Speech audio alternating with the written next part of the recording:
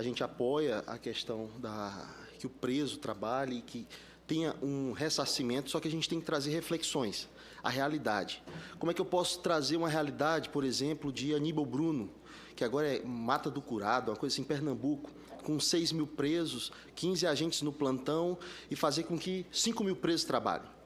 E, ao mesmo tempo, eu posso trazer uma realidade, e nesse momento está chegando em Santa Catarina 10 estados.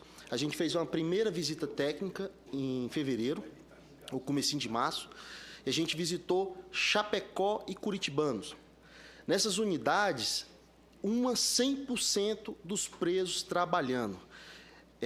Foi emocionante. Aqui está a doutora Cláudia, advogada da OAB, representante da OAB, foi representando a OAB, foram defensores públicos, 16 estados participando da comitiva, e nós entramos dentro de uma unidade aqui, eu sugiro como um ponto de visita, porque esse assunto não para, e eu acho que a gente entrou no momento de evoluir e resolver o problema. 100% dos presos trabalhando parecendo estar nem no Brasil. E você entra lá dentro, a estrutura é antiga, porém moderna, porque está reformulada, as obras não, a estrutura física do presídio não está deteriorada, e os galpões feitos de improvisos conseguem dar a segurança necessária para que os presos trabalhem. E qual o segredo disso? Fundo rotativo. E aí a gente foi perguntar por que aqui acontece em Minas, também é uma referência, né? A gente está estudando também o sistema prisional de Minas e do Mato Grosso do Sul, que é uma referência também, mas todos na casa de 20% a 35% de presos trabalhando. Só que em Santa Catarina, o fundo rotativo devolveu ao cofre público 24 milhões em 2018. Por isso a estrutura de Chapecó, a estrutura de Curitibanos, a parceria com a prefeitura.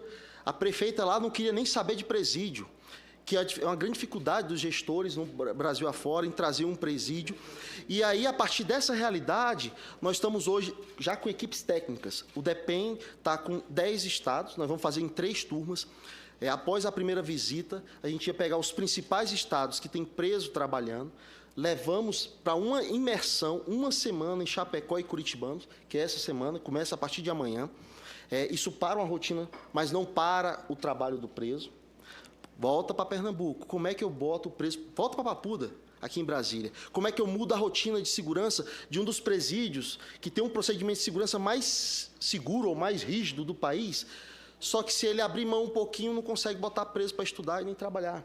Então, são os entraves que a gente tem que ter uma reflexão. Por isso, a diferença de Santa Catarina, aqui fica a sugestão de entrar em contato, eu passo o telefone do secretário Leandro, um servidor de carreira, e a gente vai chegar num ponto de gestão também, porque não justifica senadores presentes. O último relatório do DEPEN, e aí vem culpa, assumo a culpa, embora assumir na gestão agora, o último relatório oficial é de 2016. Doutor Bordion e doutor Sérgio Moro falou, é prioridade. A gente tem que ter os dados dos estados, e não é dado fictício. E aí você começa a observar, por exemplo, dentro do próprio Ministério da Justiça, nos últimos 4 anos, teve 4 diretores gerais. Nós estamos falando de governo federal. Agora nós vamos para os estados. Tem lugar que a gente não conhecia os secretários, porque quando conhecia um, chegava outro. E desde o primeiro dia de gestão, desde o segundo dia de gestão, para não mentir, desde o segundo dia de gestão, a gente está com todos os secretários. Mudou no Rio Grande do Norte, entrou o secretário Pedro Florencio, já estávamos no outro dia em contrato com ele, para não perder a continuidade, que é um dos pontos que a gente observou em pesquisas acadêmicas, no dia a dia, e o que mais traz problema para a gestão prisional, a falta de dados. Então, é um esforço nosso para outubro a dezembro desse ano, tentar não ter, possivelmente a gente não consiga ter os dados em tempo online ainda, mas que a gente tenha pelo menos os dados dos presos do país para a gente poder fazer política penitenciária. E aí a gente retorna para a questão do trabalho. O que é esse fundo rotativo? É um salário pago ao preso, então toda a estrutura vai para dentro da unidade prisional, então são galpões, e nessa modalidade a gente está com a UNB para melhorar os projetos para a execução do fundo a fundo, que também é um gargalo que a gente recebeu e a gente vai destravar, isso é empenho total. Nos novos projetos que a UNB está fazendo em parceria com o DEPEN, a gente já pediu que tenha um local que o Estado possa dizer, eu quero um galpão ligado à área de segurança. Por quê? porque eu preciso movimentar presos. E eu, com 15 agentes penitenciários, com 20 eu não faço, eu não movimento 5 mil presos. E a outra, por isso a importância de ouvir o doutor Leandro, ou o secretário de Minas, ou do Mato Grosso do Sul, mas vamos, doutor Leandro, que para mim hoje está na ponta, porque o recurso está voltando para a gestão prisional. Será que todos os presos vão poder trabalhar? Estima-se, e aí a estimativa, tivemos uma conversa semana passada com ele, que talvez esse ano a gente feche em Santa Catarina de 45% a 50% dos presos trabalhando. Dá para chegar a 100? Dificilmente, em todo o Estado. Por quê? Porque tem as organizações criminosas. Então, a gente tem que ter uma visão de inteligência, de gestão, para que isso não vire algo, e aí o tempo, como a senadora bem disse, é o tempo que vai nos dar as respostas. Por isso eu preciso que o gestor do Acre esteja em Santa Catarina, porque o preso está trabalhando aqui no meu Estado, manutenção geral. O que aquilo volta para o Estado? Beleza, ele evita achar um pedreiro, alguém para fazer uma manutenção básica, mas o que volta para o Estado? Que profissão aquele preso vai levar? No caso de Alcaçuz, nós fizemos a intervenção na retomada de Alcaçuz em 2017. Retomamos. Há 2 anos, nenhum registro de celular na unidade prisional e fuga por túnel. A cadeia em procedimento. Por que não teve trabalho? Porque a arquitetura física do presídio não tinha um galpão para trabalho. E aí requer obra, requer projeto, planejamento, e isso requer tempo. Tanto é que o Mauro, atual secretário do Ceará, antes de sair de lá, junto ao DEPEN, fez vários projetos e a gente está cobrando na nova secretaria que esses projetos sejam concluídos. Para quê? Para a gente ver presos trabalhando, estudando. 20%? 20%. Próximo ano, 30%? Vamos imaginar, senador, que daqui a 5 anos, que é uma meta, eu sou servidor de carreira, e a gente desenhou uma mudança desse cenário em 5 anos. Tentar mudar, unir todas as forças, todos os envolvidos no sistema prisional. A gente tem que unir forças.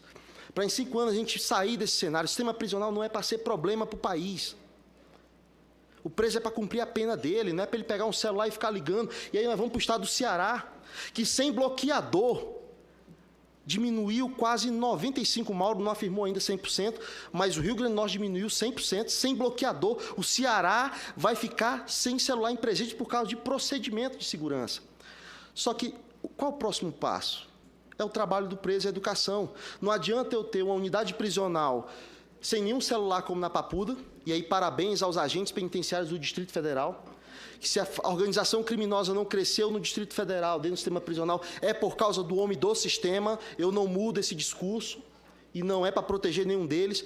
Procedimento diário, e isso desde 2002, a última rebelião, é só olhar, o choque nunca mais entrou na Papuda para fazer uma intervenção. Tem um segredo aí, só que eles têm que dar o próximo passo, que é botar o preso para trabalhar. E como faz isso? Eu não sou o dono da resposta, mas Santa Catarina está dando o primeiro passo. E nós, como gestão, e nós, como brasileiros, gestores do sistema, estamos fazendo a nossa parte. Hoje, Minas Gerais, Mato Grosso do Sul, Ceará, Acre, não vou citar de cabeça, são 10 estados, estão chegando em Santa Catarina para se envolver nesse processo. Daqui a 20, 25 dias, o DEPEN solta uma nota técnica, talvez via ministro da Justiça, doutor Sérgio Moro, recomendando aos estados que peguem esse fundo rotativo e utilizem como referência. Por quê? Esses 25% retornam para a região. Então, em Santa Catarina, dividiu em 7 ou 9 regionais, acho que foi 7 regionais. Tem uma regional que trabalha menos, mas aquela que está 100% presa trabalhando retornou 5 milhões. Por isso a unidade está limpa, organizada, aumentando a carteira de trabalho, de educação. Ceará não vai conseguir agora. A gente trouxe números, cobrei já do secretário Mauro, definição de números. Quais 5? Já está em torno de 6%, que equivale a 1.900, e eles querem chegar até junho a 3 mil presos em sala de aula. Por que tão rápido no Ceará? Porque já existia sala de aula. Só não conseguia fazer o preso ir para a sala de aula. Porque ninguém vai pegar, vem para a sala de aula. Não, ele tem que querer ir para a sala de aula. Só que ele ficava 10 horas solto. Agora ele fica 2 horas, 3 horas. E aí terminou o banho de sol, ofertado sala de aula, já a média de 1.900 e a expectativa em julho é 3 mil matriculados. A expectativa do secretário é, no final de 2020, 10 mil estudando. Parece inimaginável acontecer isso. O quanto diminuiu a violência no Estado? Se diminuiu a violência em 3 meses, é rápido. Roraima, que a gente já citei em outra audiência, mas é importante, lá era o fim do mundo. Como botar o preso para trabalhar na PANC, se não tinha nem banho de sol, senador, para o preso tomar banho de sol? Como é que botar o preso para estudar se não tinha nem local para ele ficar preso? E agora nós estamos lá com a força-tarefa, junto com o Estado, e eu falava para a Cíntia, que ela foi a comandante da missão, ela que organizou na diretoria dela, meados de setembro, outubro, entramos na PANC no final de novembro, início de dezembro. Era uma missão humanitária. É uma missão humanitária. E eu falei para ela, essa missão a gente pode responder tudo, mas nós vamos dar dignidade para o preso lá. Não vai ser facção criminosa que vai fazer isso. E está lá, 70,05 de redução de homicídios em 4 meses. E a gente já cobrou da FTIP, sala de aula, conseguimos estruturar uma sala de aula, só que tem que tirar o preso lá da área de segurança, anda uns 300 metros para chegar na sala de aula. Isso requer servidores. Por isso a reflexão. Não adianta dizer, beleza, vamos cobrar o preso. Beleza, vamos cobrar. E tem que cobrar. Ele tem que pagar. Ele cometeu um crime, ele tem que pagar. Está tendo um custo para ele estar ali. Só que a gente tem que achar a solução, e eu acho que o primeiro passo é seguir o modelo. Podemos estar errado. Podemos estar errado, mas, como o secretário já colocou à disposição dos deputados, senadores, dos pesquisadores e a Santa Catarina, a gente tentar divulgar isso. Por quê? Tem estado que não tem ninguém trabalhando. E aí vai aparecer as questões trabalhistas, que é importante que isso apareça logo, mas que não trave o sistema, porque nós não temos solução hoje no país. Mas já fica aqui o registro, né, do caso de Santa Catarina, né, que para nós é um registro de sucesso. É importante ouvir o secretário Leandro, porque ele tem a gente perguntou para ele semana passada, é possível chegar a 100? Ele disse, não. Eu enxergo agora 50. Por quê? Porque tem as organizações criminosas. E a gente está fora do comum. Sugiro também ouvir o secretário Mauro, do Ceará. Por quê? Embora a metodologia dele seja só procedimento, ele, em Alcaçuz, no Rio Grande do Norte, ele trouxe que ele defende muito uma política de trabalho para aquele preso possa utilizar lá fora. Que vai muito próximo do que a gente pensa um pouco, que é o empreendedorismo. Tentar fazer com que aquele homem que está no final de execução de pena tenha uma mente empreendedora, porque eu estou levando a ele, você vai fazer isso, mas será que ele vai... É aquilo que ele vai conseguir executar lá fora? Ele vai querer fazer aquilo depois que ele se livrar da justiça, da prisão? Então, a gente tem que ter resultados. Podemos estar errados, mas eu sei que estamos no caminho certo. É só tempo. Infelizmente, temos uma demanda travada, como o caso do SISDEPEN, que é essa da gestão. Não tenho o que falar aqui. Vou dizer assim, tem os dados? Não. A gente fez agora, para finalizar. Abrimos o ciclo de 2018. Tem um Estado que não consegue os dados do primeiro semestre. Por quê? Excesso de transição, mudança de governo, o governador mudou todo mundo. Eu disse, meu Deus, não ficou um papel na penitenciária? Acha esse papel para preencher. E modernizar isso. É essa e os esforços e a concentração. E se o foco estiver no sistema prisional, registro novamente, Alcaçuz, redução maçante de homicídios depois de 2017 na rua. Ceará está o exemplo prático. Eu acho que tem que ser de modelo e, a partir dali, tentar melhorar o sistema prisional, com presos trabalhando. E Roraima é começar do zero. Lá, literalmente, foi começar do zero. E aí, nada melhor do que todo o Estado, toda a força brasileira apoiando, entendendo, porque fica mais fácil. E, para finalizar, foi citada a APAC. No dia 31 de janeiro, nós trouxemos 5 pessoas ligadas à APAC. E é um projeto fenomenal. Depois disso, os governadores se reuniram, ninguém inventou a roda. A gente entendeu um pouco mais para fomentar e apoiar as APACs. Ela não é a solução para 100% dos presos, mas é uma solução para 10%, 20% da massa carcerária hoje. Consegue atingir, sim. Então, por isso, eu acho que é o foco.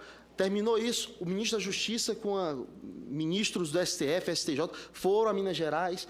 Então, o esforço, a visão, e 2019 aparenta ter uma visão de mudança de sistema prisional. E eu acho que a gente tem que focar lá. E aí fica meu apelo, eu tive em outro, convidar o doutor Fabiano Bordion para trazer algumas angústias nossas. O Fundafundo, vamos ajustar e vamos combinar, porque os debates vão continuar. O doutor Fabiano Bordioni, diretor-geral do DEPEN, pediu para fazer um diagnóstico geral. Nós estamos em cima de toda a execução do Fundafundo, das obras, o que parou, o que travou, se vai construir ou não, porque é uma fortuna. Porém, com a mudança da lei do fundo, caiu para 1% a arrecadação da loteria, era 3%. E o fundo agora não é mais contingenciado por decisão do STF, da ministra Carmen Lúcia em 2015 ou 2016. Só que a partir de 2020 o fundo vai ser muito pequeno. Então, assim, seria importante ouvir o diretor-geral do DEPEN e o apoio dos senadores, dos deputados, no sentido de que a gente não, numa fase tão importante de combate ao crime, de melhoria do sistema prisional, a gente não tenha escassez no fundo penitenciário. Que as pessoas disseram assim, o fundo é rico, só que ele foi contingenciado por anos. E por uma decisão da ministra Carmen Lúcia, deixou... E aí os estados, do nada, receberam aquele monte de dinheiro. E tinha gente, como é que faz para gastar? Cadê os projetos? Ah, a culpa é do DEPEN. Beleza, reconhecemos. 3 engenheiros para todo o Brasil. Doutor Sérgio Moro, hoje a gente está em torno de 26 em força-tarefa, 26 a 30 engenheiros. Então, nos colocamos à disposição. Muito obrigado. Espero aqui contribuir com a reflexão e prometo que o resultado do documento a gente vai encaminhar. Muito bem, muito bem. Doutor Sandro Abel Souza Barrados, que na mesma grandeza dos outros convidados, achei interessante porque você trouxe uma série de exemplos que, para a gente que não é especialista na área, mostra bem concreto alguns caminhos a seguir.